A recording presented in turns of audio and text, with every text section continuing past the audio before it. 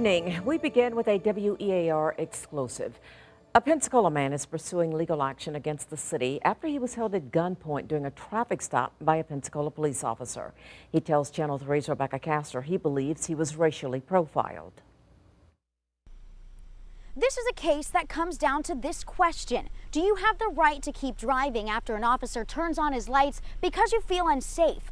That's what happened in this West Side neighborhood after a driver was pulled over for not wearing a seatbelt. Driver's continuing on, not stopping, going westbound on Gonzales. Stopping Jay, Juliet, and Bernard. Stopping Jay and Bernard. Get out of the vehicle now! Get out of the vehicle now. Step out of the vehicle. This is body cam footage Channel 3 News obtained from the Pensacola Police Department of a traffic stop in January. Get on your knees. Get on your knees. Put your hands on top of your head. The video shows 31-year-old Teran Black held at gunpoint and detained by a Pensacola police officer for not immediately pulling over. He tells me he's a mental health counselor and was on his way to see a client. I'm literally at work right now, so I had no reason to flee. At that point, it's about just me getting to a place where I felt safe, felt comfortable. Teran tells me when he saw the flashing lights behind him, he knew he was close to a neighborhood where his friends lived, so he kept driving.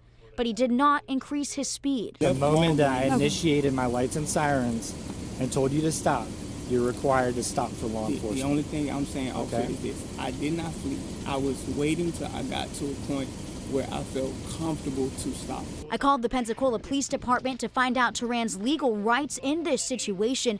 Officer Mike Wood tells me a driver must stop immediately if the vehicle that initiates that stop is a clearly marked police car.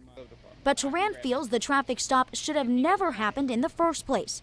He says he was wearing a seatbelt and believes he was racially profiled. I spent time watching the video, and from the video, the officer was hundreds of yards away. And so at that point, the only thing the officer could see was my car and the color of my skin. This is why Teran says he is now pursuing a lawsuit against the city of Pensacola, seeking structural change in the police department. It's very important that we people not have to worry about being mistreated or pulled over or violated in any way based on the color of their skin. My life isn't the same. I'm very careful about where I go because I fear being pulled over again at gunpoint. After speaking with the officers, Teran was taken out of the handcuffs and the traffic stop continued with Teran in the driver's seat. According to the report, Teran was only given a ticket for not wearing a seatbelt. He was not cited for attempting to flee law enforcement. Teran tells me he fears this traffic stop could have easily had a different outcome and does not want this to happen to others in the community. Reporting in Pensacola, I'm Rebecca Castor.